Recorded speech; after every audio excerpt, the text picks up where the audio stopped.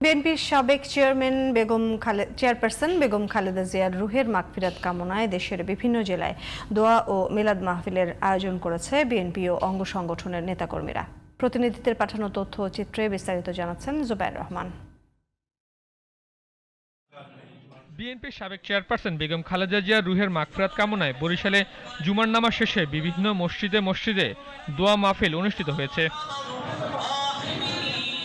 জুম্মার নামাজের পর রাজশাহী মহানগর সোনাদিঘি মসজিদে বেগম খালেদা জিয়ার বিদায়ী আত্মার মাগফিরাত কামনায় দোয়া মাহফিল অনুষ্ঠিত হয়েছে।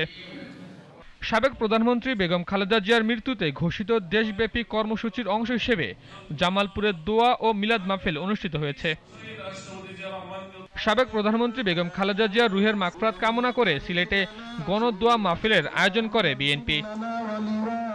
মানিকগঞ্জের জাবালে নূর দাখিল মাদ্রাসার ৫ম শাখার উদ্বোধন ও বিএনপির সাবেক চেয়ারপারসন বেগম খালেদা জিয়ার রুহের মাগফিরাত কামনায় দোয়া মাহফিল অনুষ্ঠিত হয়েছে।